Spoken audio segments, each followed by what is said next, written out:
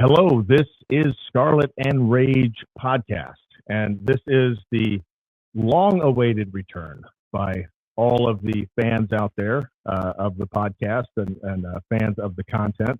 Appreciate the words of encouragement to come back, and we are now back in full force and ready to rock for this 2024 Ohio State National Championship run season.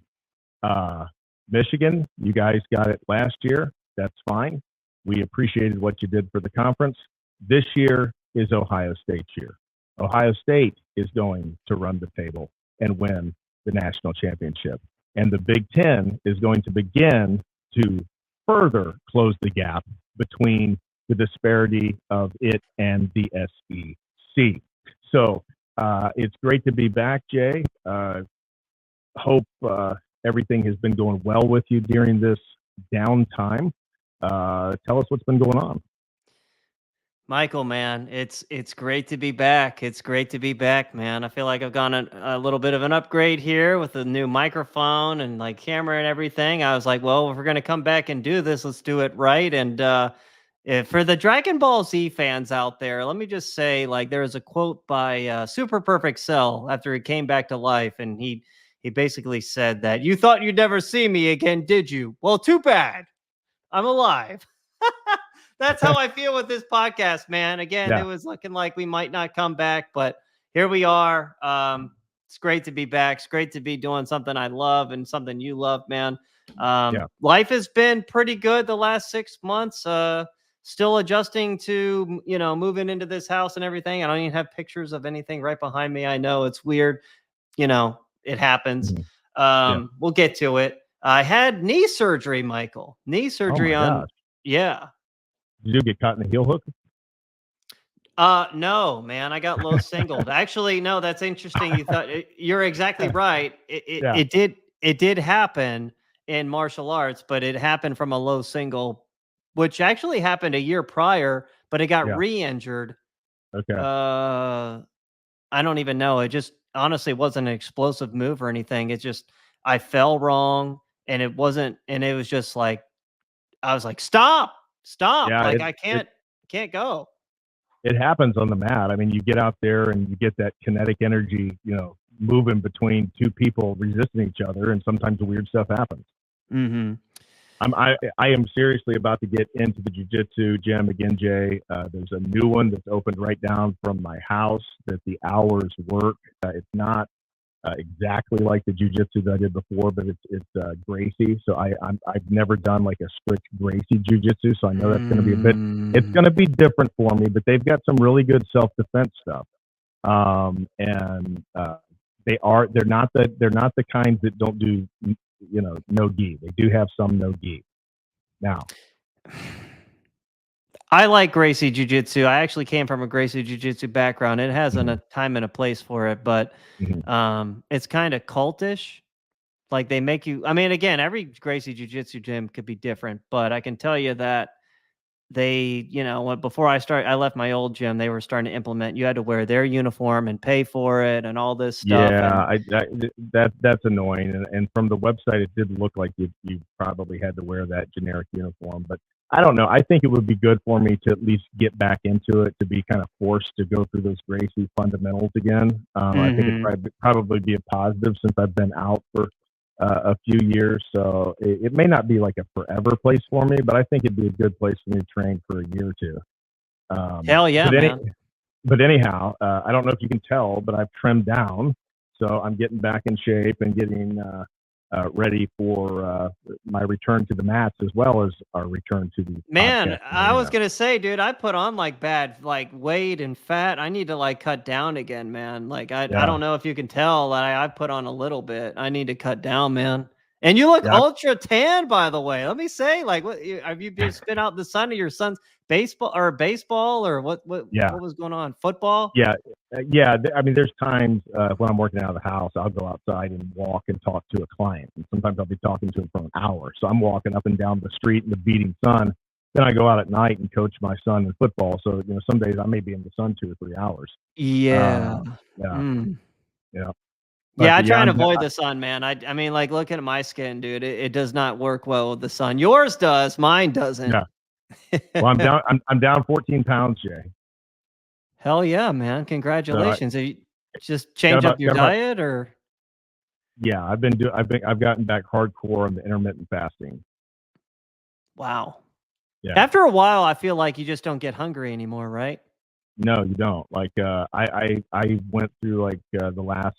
I ate a little bit. I ate pretty decent today. I had one big thing, but I went through about 4 days where I just wasn't very hungry. I ate some cashews and uh, some couple pieces of fruit and supplemented a little protein with eggs or something. But that's about it. That's about all I ate, and it was a struggle to even get that much down. You know, it's interesting you mentioned all that with the intermittent fasting, because I can tell you that I actually did what was it? It was like a 9-day fast. I don't remember. No, I'm sorry, not 9 days. I did basically like a 90-hour fast. Like, I Okay. didn't eat anything for like a little over 4 days. Yeah, that's good. I think your body responds to that in some strange way. But anyway, let's get on into the football material, Jay, if you are ready to segue. I am ready to segue, man. Real quick, before the NCAA video game, man. Oh, I know. I was about to talk about it. Oh, you beat me to the punch. Okay. Yeah, man. I was gonna say, wow. Amazing. I like the game a lot. Fix that. Have you played it at all? Do you know anything like that? No, I didn't. I didn't know it was available. If it's available, I will be downloading it on my boy's PlayStation 3 tomorrow. It's available. Okay, then it will be downloaded tomorrow, and I will start scrolling through it and see. I've gotten really like an old guy in recent years, Jay. I don't like learning new things, even if they're not hard things. I just don't. There's certain new things I don't want to learn, and so I'm gonna have to fight through that to get on and figure out the game and get into dynasty mode and find the way that I like to play it, because I like to coach. I like to start as a coach. And I like to be at some mid-level school and win there, and then go to a bigger school and win there, and then hopefully get the Ohio State job at some point. That's my dream job. So that's the way that I have fun playing NCAA. And then I get to Ohio State, and I'm always like, yeah, I'm going to win 4 national championships as a coach, and I win like 10 because I can't help it. And so that's what I'm looking forward to getting on to do. And it's been so long, and other people may like to get on and play some other way. I mean, that's the great thing about the game. There's a lot of different ways that you can play it and enjoy it. Some people like playing online. What is your preferred method of playing it, Jay? Man, I play one game against the computer, and then it's all online from there. I don't really do anything with like the in-season stuff. I'm like, bring it the fuck on, people. Let's fucking play. I played my buddy who's like, coach at a high school team somewhere. Like, I played him, and I played a couple other people, just mostly playing online, man. And I honestly, like 2 days ago, I started figuring out like the pass protection. So once I started figuring out the pass protection, because I was getting sacked every fucking play. But once I got that down, like, I'm starting to really win some games here. So yeah, But I mean, maybe after this I'll hop on. But Jay, that's like the age difference. Like, we're both millennials, but I'm the very oldest millennial, and you're back in the pack a little bit. And my generation didn't grow up playing video. I mean, we're the same generation, but my age group, we didn't grow up really playing online that much, because that didn't get really big until we were out of college. And so, at least for me, I just got stuck in my ways of playing, the dynasty mode and not doing the online stuff. I had guys, they were always younger than me, but years later, like when I was in my mid 30s, early 30s, they'd always want me to play them online, and I was just like, no, I don't really want to go online, because I'd never done it. I've never played a single game online. I guess I probably should. I should try. Well, Michael, this is actually a question for you and everybody out there, and I want to see some comments out there. But like, what system do you have? What system does everyone have? And if people have like Xbox Series X or Series S, I have the Series X. But if you do, you can drop your gamer tag in there and play me, or I might drop my gamer tag in the comments. If you've been waiting for NCAA football to return to a video game format, with the modern touches of the new playoff system and all of that, then drop down in the comments. Yes, I have. Let us know how many of you guys out there have been waiting on this, because this is something I've been waiting on for years. I've had a lot of fun with Madden. I'm not a big video gamer. I'm not. It's never been something that but I do. There's been certain sports games I've played that I've played a lot if I've really liked those sports games. And I've played Madden a lot, and I've had a lot of fun with it the last several years. But I always had the most fun with the NCAA. I couldn't agree more, man. Greatest game of all time. That, and I would say Grand Theft Auto and Halo 1, 2, and 3. And then after that, so yeah, man. I know about Grand Theft Auto. I got into that for a while. That's one of the few non-sports games that I ever got into and spent pretty significant time with. It's amazing. I mean, I could pick up Grand Theft Auto 5 and just go on a rampage and kill everyone every now and then. It's just kind of neat. I never got to 5, but I played 1, 2, and 3. Okay. So 1, 2, and 3 is when they did when they finally got to that third person point of view. Right. I believe in 1 and 2, I knew it was kind of like an over top view. It wasn't first person. Yeah. That sounds right. But anyhow, excited excited that the game is out, and I'm gonna see. That's why I need you to keep me informed on these things, Jay. I get in a bubble, and then I don't hear about these things like the game coming out. I was still waiting on it. I'll tell you where I was on it, Jay. I didn't even know if it was real yet. I still didn't even know if it was actually going to happen, because you remember how it was definitely going to happen, and then it's not going to happen. I hadn't even heard that it's definitely going to happen again. So that's how far behind I was on it. Let alone I didn't know it was out. Yeah, man. Well, you have a lot to get caught up on, and we all have a lot to get caught up on. You have a lot to get caught up on when it comes to the Scarlet and Rage podcast. So, Michael, what subject matter or topic of discussion do we want to bring up first? I mean, you got to talk about the biggest. I don't know. I say that tongue in cheek. The biggest Ohio State news of the day. I mean, I think that everybody's known this. This is like the oldest new news in the entire Ohio State universe. Will Howard is going to be the starting quarterback for the Ohio State Buckeyes this year. Did anyone think otherwise at any point? I love the Menace podcast, but they always did kind of play a little bit into that, it might be Devin Brown. We all knew it was never going to be Devin Brown. And so now that the guy is Will Howard, and I just hope that he can take a step, because I'm excited about this guy, because I think he's got a lot of raw potential. I just hope that it's refined enough to get the job done. Yeah, officially, obviously we're recording this on a Thursday night. Will Howard was named the starter literally about 11 hours ago. So with that said, I watched him in the spring game. It was very clear in the spring game he was the best quarterback on the roster. Devin Brown has never impressed me. I don't know where people have gotten the opinion that Devin Brown is a good player. He's maybe okay at best, but he's not mobile. He doesn't throw he has a nice deep ball, but he has no accuracy. He's injury prone. He's not a starting Ohio State caliber quarterback. And he's more he's probably bottom of the pack, Big Ten, starting quarterback. He's just not Ohio State material. It wouldn't surprise me if he transfers out, because I do believe they are trying to group Julian Sayin, the 5-star transfer from Alabama. Well, do you know where I think Brown could be good? Why? No, I said no. I said, no, he's not going to be good for Ohio State, because he's not going to be the best quarterback at Ohio State ever, because he's not the best quarterback now. He's not going to be better than Julian Sayin. He's not ever going to be the best quarterback at Ohio State. But where I think he could be pretty good is I think he could be potentially a productive quarterback at a place like Wisconsin.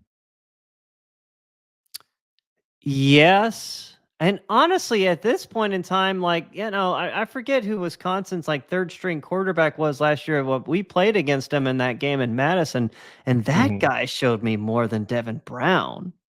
Well, I mean, maybe so. I mean, maybe, know. he may not e- even be at that level, but I mean, I think that's, a Wisconsin, an Iowa, a Minnesota, somewhere like that. I think that's somewhere that he could potentially have some success and be a benefit to those programs. Northwestern. That's Or, what that's the team that comes to mind for me. I think he could start at yeah. Northwestern and be Oh fine. wow. Yeah, so you're putting him like way at the bottom of the pack. So you're like, I he is haven't the seen worst. anything from the guy. I'm not going to mix my words. He hasn't really impressed me in the spring game. In the games like against Youngstown State, he didn't look very good. He looked, I mean, in like five. I mean, we didn't see him in the bowl game really, but he didn't impress me in the bowl game at all. And then he got hurt, so it's like, he keeps getting hurt, and he doesn't look fast. And he has a good arm and a nice deep ball, but man, that's like a small part of the equation. You got to be able to do much more things than that as a starting Right. quarterback at Ohio State. Right. So I'm saying, I'm optimistically saying, I can see him being a productive quarterback at Wisconsin. And Jay is saying, he could probably start at Northwestern and be fine. He puts him right at the bottom of the Big Ten. What about Rutgers, Jay? I mean, couldn't go to Rutgers and give it a shot? No, I don't. I haven't done a lot of research on Rutgers yet, but if they bring back their starting quarterback from last year, he's better than Devin Brown because he's mobile, and Rutgers runs that kind of spread option attack that's not built for Devin Brown. Yeah, you're right. I agree with that. Can't argue with Yeah. that. But so, on Howard, I mean, what do you think? You think Howard? What are your thoughts? Are you excited about him? And my thoughts are pretty vague. I can sum up my whole view on Howard in I'm excited about him. I think he's got great potential. I think he's a little bit raw, and I hope it can come together for him. I hope Ryan Day can do a great job of coaching because that is his forte. That is, his forte is supposed to be, or that's what he's touted as coaching quarterbacks. And this kid, if he takes a big step up from where he was last year, or we'll even say a moderately big step up, not even a huge step, then he's going to be a very dangerous quarterback with Ohio State's weapons and Ohio State's speed. Oh, absolutely. Of course, he's going to have much better talent at the receiving position, running back position. Offensive line, it's going to be better, but Kansas State's offensive line at last year he had to work with was a pretty good offensive line. I watched them closer in the bowl game against NC State. Now, granted, NC State was without Peyton Wilson in that game, but they bulldozed NC State a lot in that game running the ball. So they actually had a pretty solid offensive line. I don't know how it compares to Ohio State, but I wouldn't say it's too far away.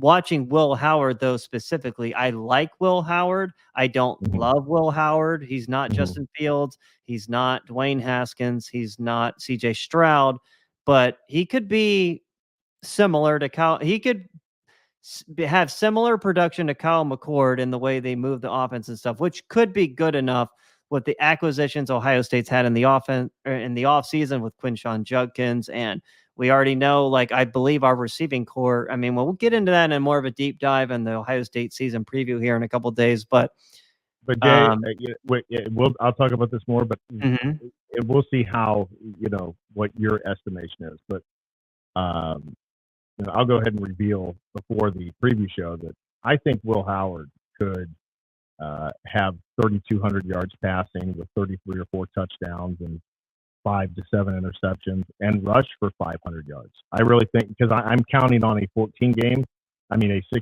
season that they're going to the national championship game.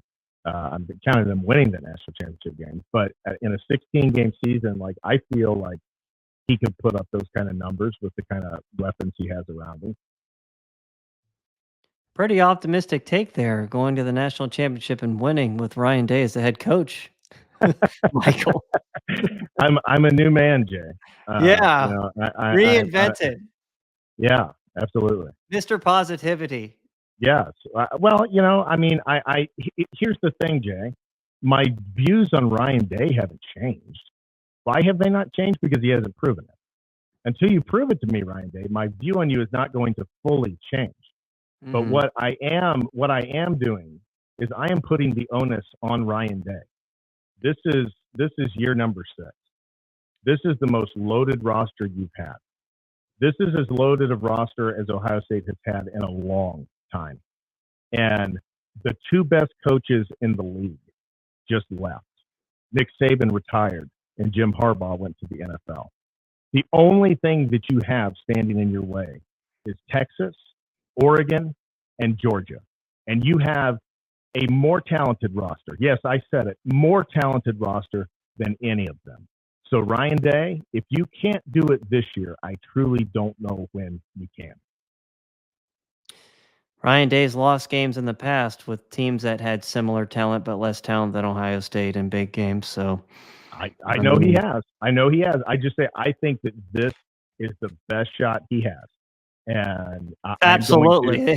Oh boy, this is it. I am going to support Ohio State this year. I'm not going to let my feelings of Ryan Day get in the way, but I am going to support them and expect them to win. But if Ryan Day finds, and I want to let the season play out, but if he does find ways to creatively lose a big game again and get put out and come short, then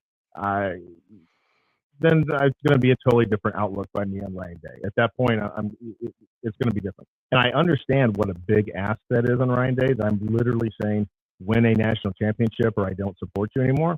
But the stage was set for you. It was handcrafted for you to win a national championship. And it hasn't happened yet. So, that is what, that's what causes me to have that high of a standard going into this year. Final thoughts on Will Howard. I think he'll have similar productivity to Kyle McCord in the way he moves. I mean, he's going to move the offense up and down the field. He doesn't throw as well as Kyle McCord, but he does run better. Don't get it mistaken. He's not a great runner at all. I've watched the film. He's solid and he's capable, but I mean, again, unless he's had a complete transformation, I don't expect him to be that much better of an athlete. But this is my only thought process about him being able to run. It's just that he's going to have so many weapons at receiver, and he's got 2 fantastic running backs. There's so many things for the defense to focus on that I think there's going to be quite a bit of opportunity. That if you can just run a little bit, which I think he can, you're going to pick up easy 10 and 15-yard gains and gashes on teams. Oh, absolutely. Absolutely. And, with that comes, spies on defense, which also leads to receivers being open and everything like that. I think collectively Ohio State's receiving core is going to be better this year than last season, just based on personnel and stuff. But I think I kind of mentioned that or hinted at it earlier. Speaking of the upcoming season and everything, I got to be honest, man, Ohio State's schedule. Kind of, especially their home games. Very boring schedule outside of the home game against Michigan. Michael, have you had a chance to analyze the schedule? Oh, no, I've looked at their schedule. All the things I'm out of the loop on, it's not Ohio State schedules. I know their schedules for the next 5-6 years. But it's a very weak schedule this year, and it's also a very interesting schedule with the dynamic of Ryan Day, is because he's got all teams he absolutely should win. He should be, probably beaten and flogged if he loses to any team prior to going to Oregon. But what does he do, Jay, in the first big test of the year, on the road, national game in Eugene? How does that Ryan Day team respond? Do they go out there and get beat? And that, I believe, is going to be a very defining moment for this football team.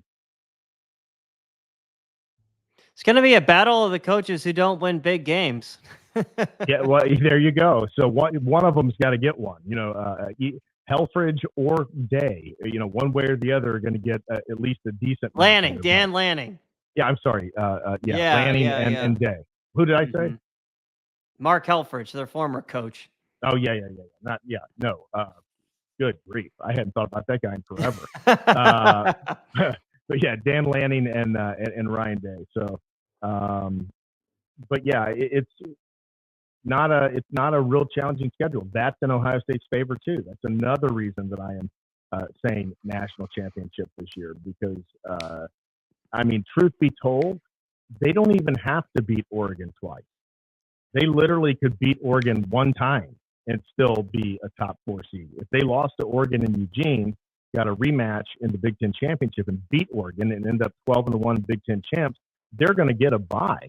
All you have to do is beat Oregon 1 out of 2, and if you're going to lose one, it's preferable to lose the one during the season. But there's no reason for this team to lose either to Oregon. This team should beat Oregon both times on a neutral field and at their own field in Eugene. I hope so. I mean, yeah, and to think about like when it's preferential to lose with this whole new like 12-team playoff and all of that, and it's completely diminished the regular season. I don't know, man. I actually am kind of stumped on that. It's just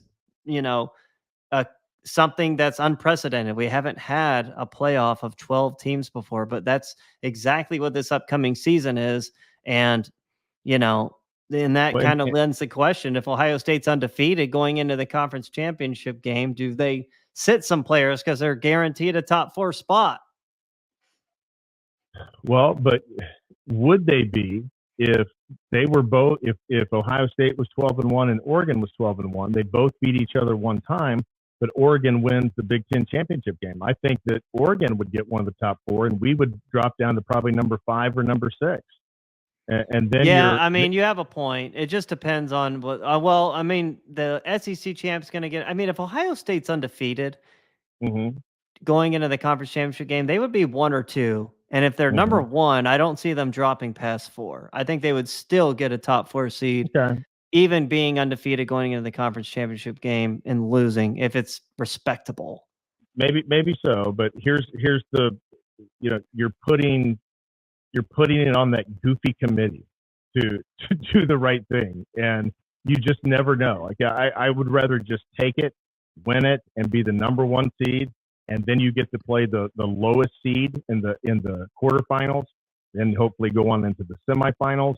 And you've got a 3-game path. If you mess up any way, whatever way that is, and end up in one of the 5 through 12 seeds, now you've got 4 games in a row you've got to come together, play, and win. And that definitely lowers the probability that you're going to win the national championship.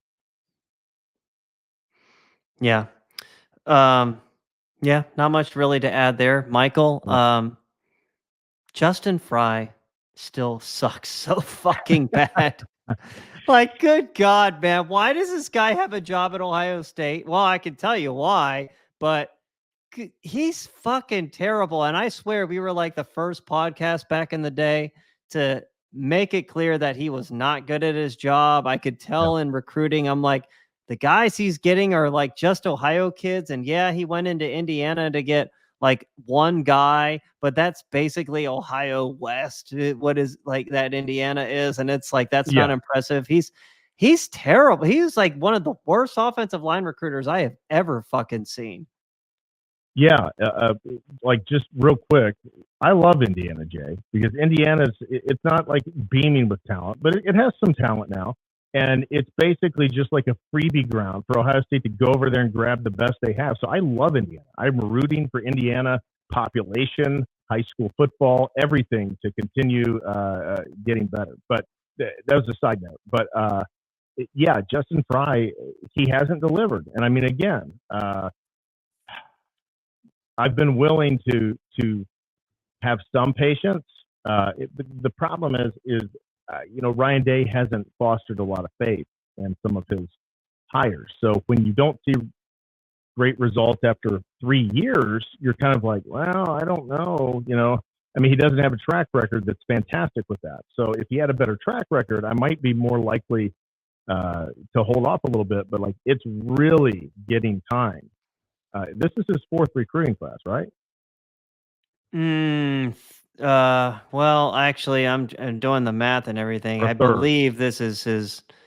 Yeah, this is his fourth because I Yeah, believe he contributed to the yeah. 2020. I know he was a little bit limited in that. It was a shortened recruiting season for him, but that he was involved in that. So you could at least very fairly say, he's had 2.5 or 2 3/4 full classes, and then this is three. This is three going on four, and Okay, yeah, yeah, because he started at Ohio State in 2022. So yeah, yeah, let's for the sake of argument, let's just call it this is his third class because 2022 is kind of like, it was already yeah. kind of done with when he came on. But But but here, 20 this is his third class. but I will say this, Jay. It's not like 2022. The fact that he got in, started putting the block O on his chest, and going around to high schools. He still started doing that some in 2022. So it's not like that's a wasted year. So there should be some foundation laid there that would help him really, at least by the second year, really start hitting some big recruits. We haven't seen that yet. Now we're into the third year, and it looks like we're going to whiff on the big tackle again this year, doesn't it?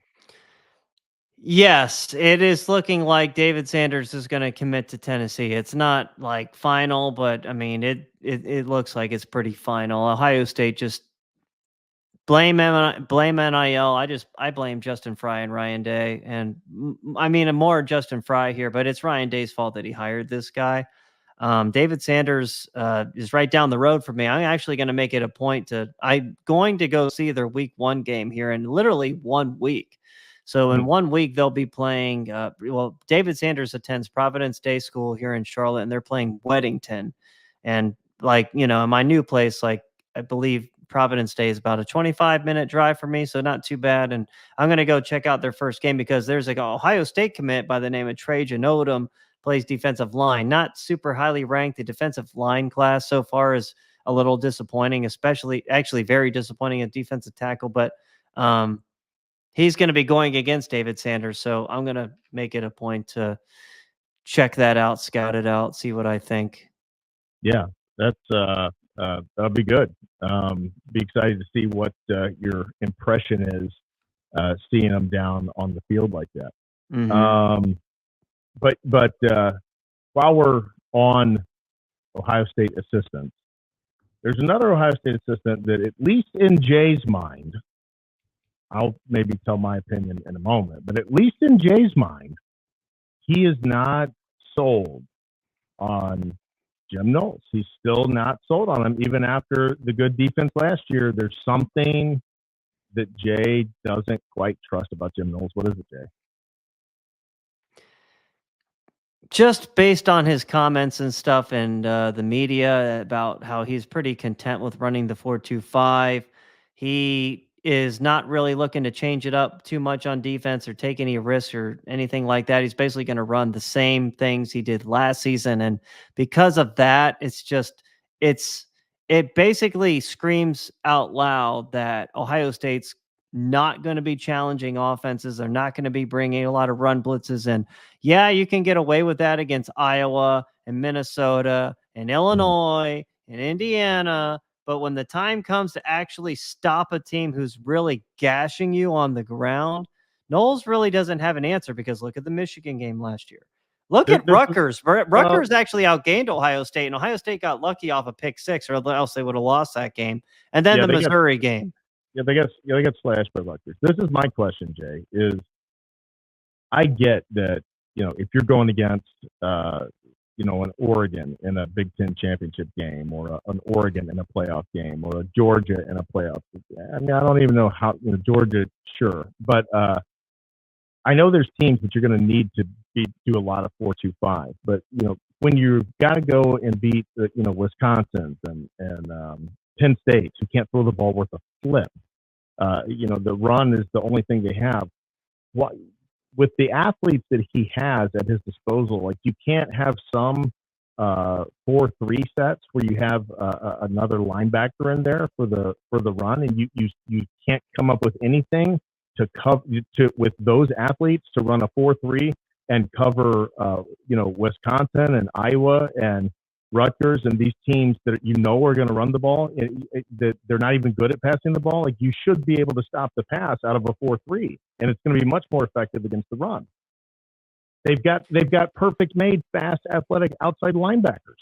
You would think so, especially with the emergence of Arvell Reese. I'm putting in, a mixture of Cody Simon, Alex Stiles, CJ Hicks, or Arvell Reese, and Mm-hmm.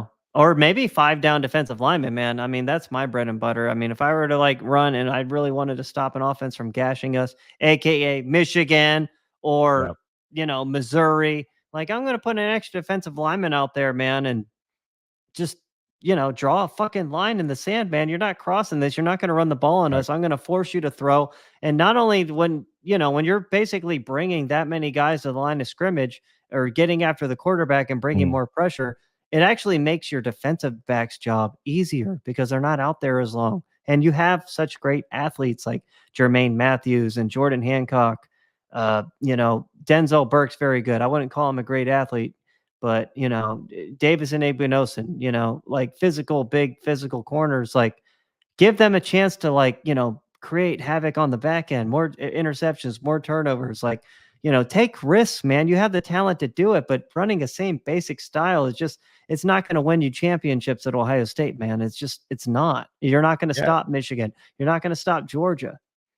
And Jay, I mean, I think you could basically simulate that 5 lineman look even out of a 4-3. Just bring a Sonny Styles or a CJ Hicks or somebody up off the edge out of that outside linebacker position to primarily take run responsibility. And there's a lot of ways you could work that, but it's like he's just so unwilling to think about anything other than the 4-2-5. Like no matter what, it's going to be that 4-2-5, and he's just not moving from it. And they don't even use the jack position either. I think they actually completely disbanded it if it was ever in existence. They basically said, "Oh no, we don't use it." Or I don't find that very creative when you can't take your base defense and give some different looks to supplement the run or various things when needed. That seems like it just doesn't seem very creative, Jay. Yeah. I don't know. I just don't think he's a very good defensive coordinator, man. I mean, I would have still hired somebody from the SEC or hell, man. When you go back, even watch Mark D'Antonio's defenses at Ohio State in the early 2000s, son of a bitch, man. They were so fucking aggressive and brought it.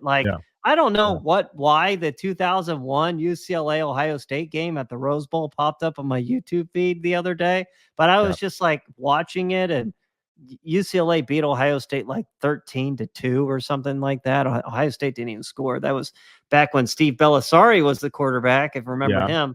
Well, even the 2014 DJ, I mean, it was it certainly was not an uber aggressive D, and especially the way that they ran the secondary. But I mean, that defense was very fast and hard hitting in the front seven. I mean, that was a very with the front seven, they attacked defenses, and they made, when you do that, you have a tendency to make big plays, and it's like that was what's been missing from Ohio State's defenses under Knowles. It's like they play good defense, but they never really make any big plays. It's like the offense just kind of drives, and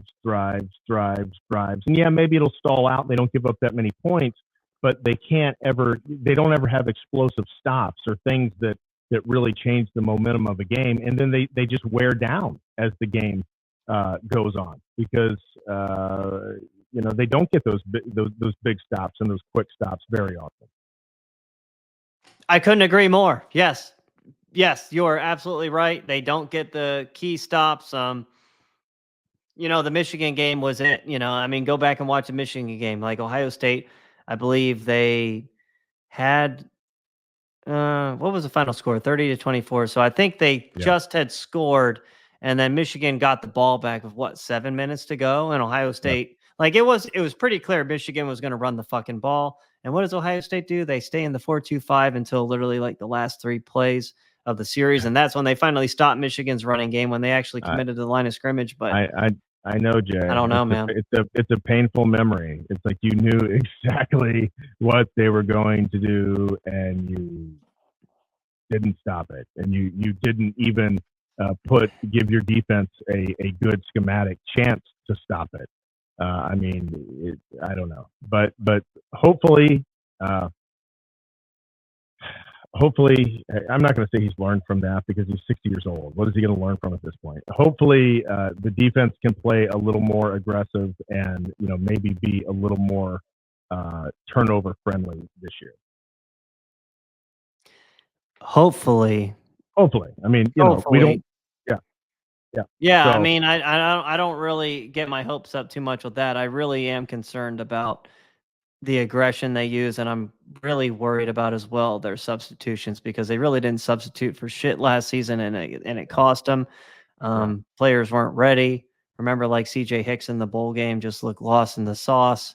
yeah. They need to build depth, man. And I mean, these are things that should be common sense for football coaches, but here we are talking about it and they don't do it. So, well, I know, and I mean, it just doesn't give me a lot of faith. That's you're going to get me negative again if you keep talking about all these. That's a real.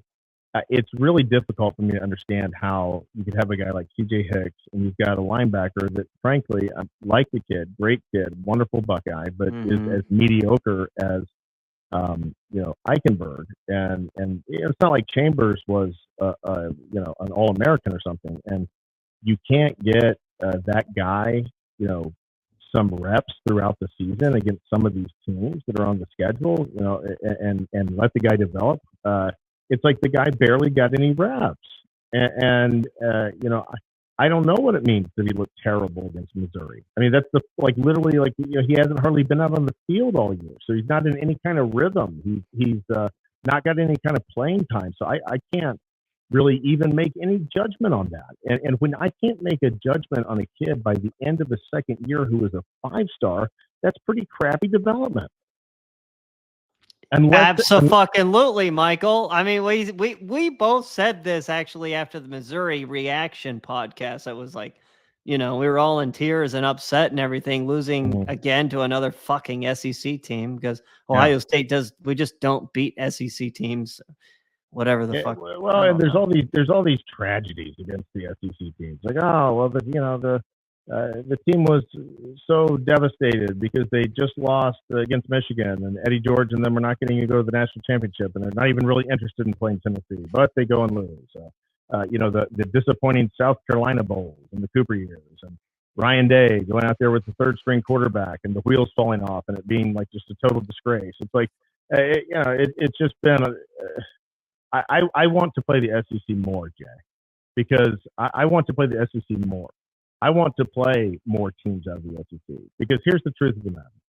Ohio State's had a lot of poor showings against the SEC, but it's less than 20 games strung out over 40 years, and so I would like to play more SEC teams because the truth of it is Ohio State this season is going to easily beat the vast majority of SEC teams. So it's not like it's time to get that stigma that you can't beat SEC teams. It's time to lose that. Like that's been around for long enough. Well, the fact of the matter is number one, Ohio State fans, most of them are just caught in la la land. The losses that we have aren't, it's always like, oh, something went wrong, but they never ever point the finger at themselves. Like that self-reflection is a really big weakness with Ohio State land, because when you actually start speaking on the facts and truth, you get vilified and hated on. And I don't know what's wrong with this fan base. There's some kind of mental disorder when it comes to that, but they seem to shield like the coaches and stuff. But by doing that, you're only going to hurt yourself more in the long run. And it just keeps getting worse and worse. But that's definitely true. I mean, and like the bottom line is, you went in there with the third string quarterback, but that wasn't the big problem. The big problem was that it wasn't even competitive. There was no adjustments made during the game, and like Ryan Day gave up.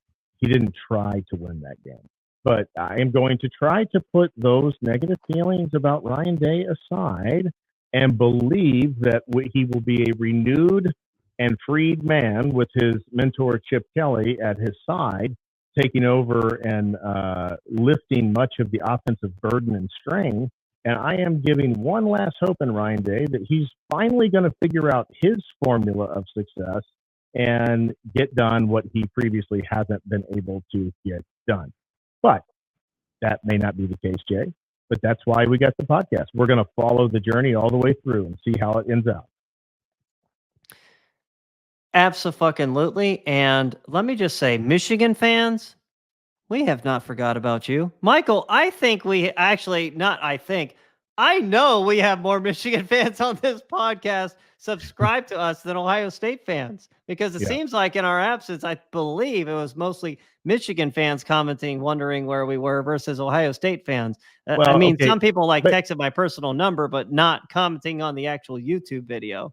Yeah, but here's the thing. Like, I do think that the Michigan fans appreciate an Ohio State podcast where, we just say it how it is. Like, if Michigan beats Ohio State and shoves it down their throat 3 yards at a time, grinding out the clock and winning the game, knowing exactly what they're going to do, and we can't stop it, then you just have to call it like it is. I mean, what else are you going to do? You're going to make excuses? Many Ohio State fans really have to have their ears tickled on a regular basis with convenient lies.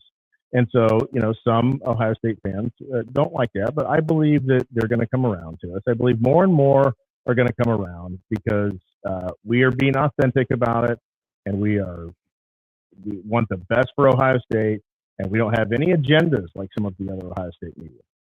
And I tell you what, with Ohio State fans, to add on to that, man, when we were cheering for Michigan to win the national championship last year, I swear, man, on internet message boards, aka Yappy Sports, some of these fucking dumb pieces of shit would get on there and talk so much shit about our podcast because we actually wanted Michigan to win for the Big Ten. And the Big Ten is what Ohio State's a part of. And the Big Ten winning is Ohio State kind of winning because it makes us look better. And these fucking idiots, man, just took it so personal and just had personal attacks against me, especially because I was posting on there, not against you, but definitely against me. And it's just like, what kind of world do we live in where these people take it so personal?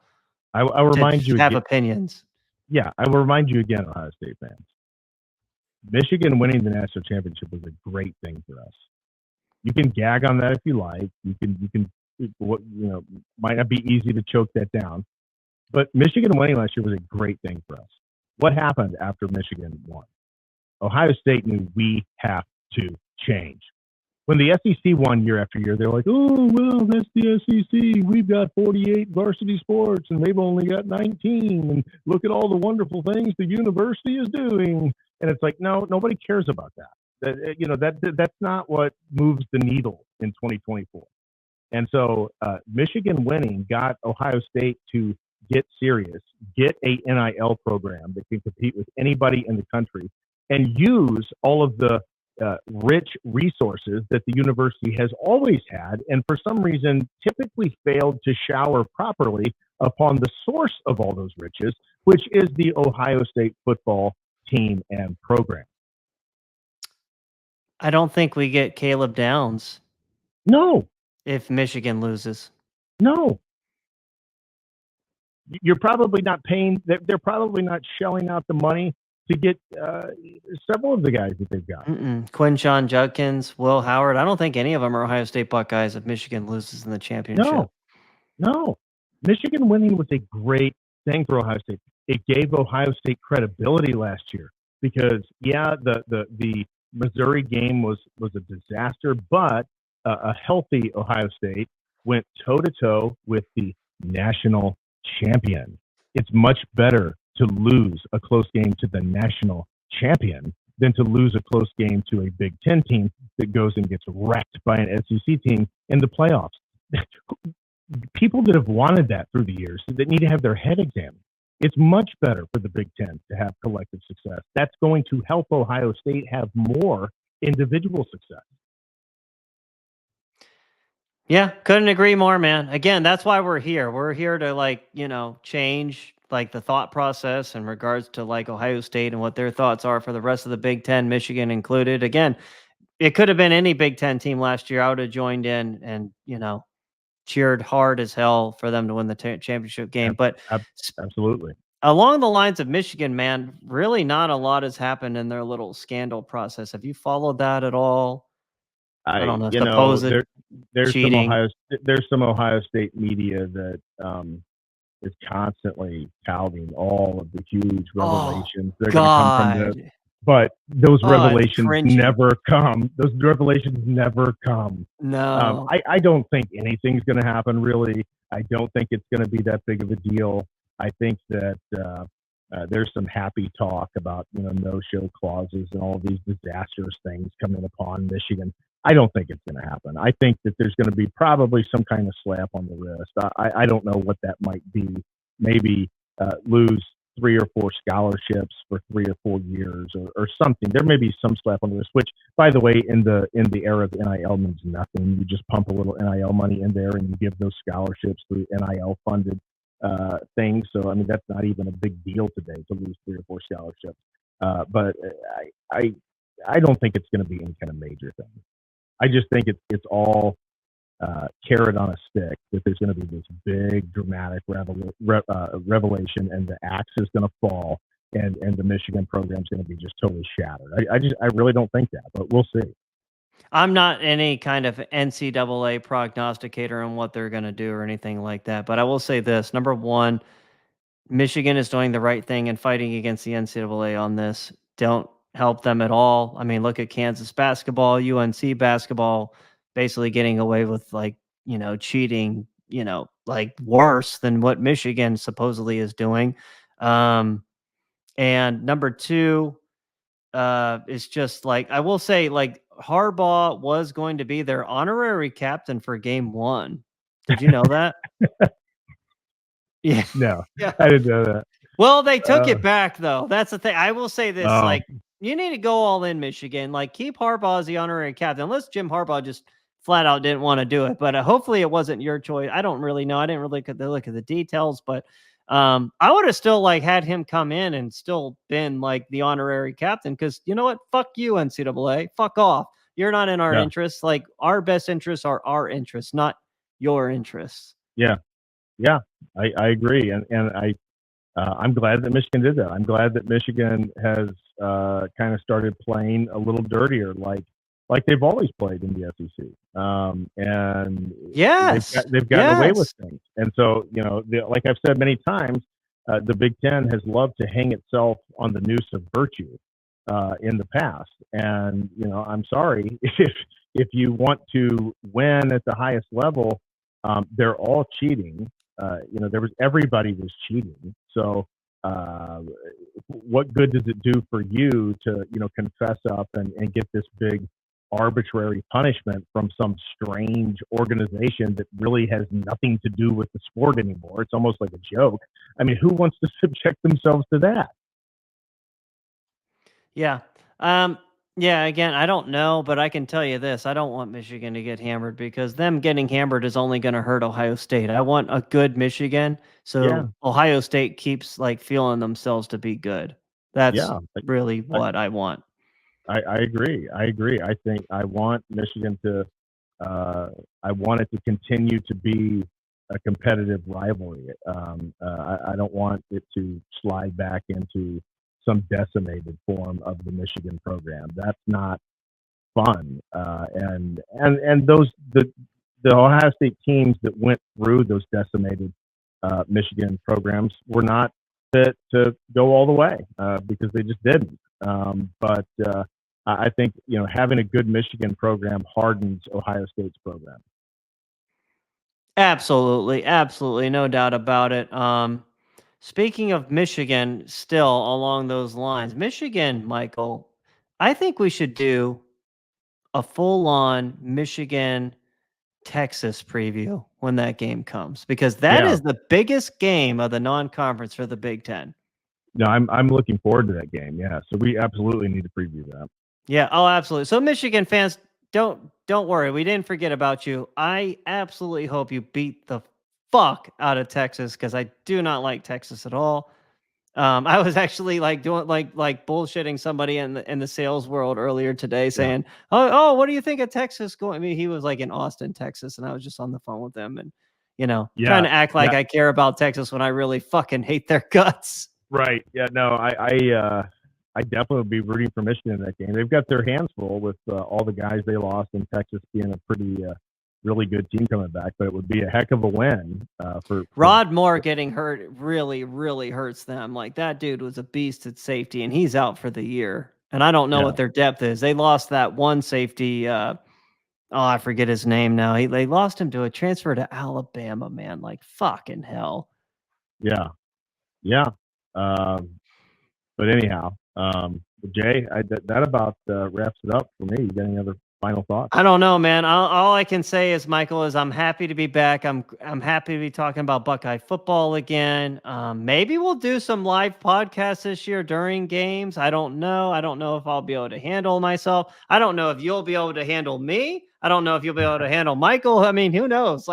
But it's going to be a lot of fun this year.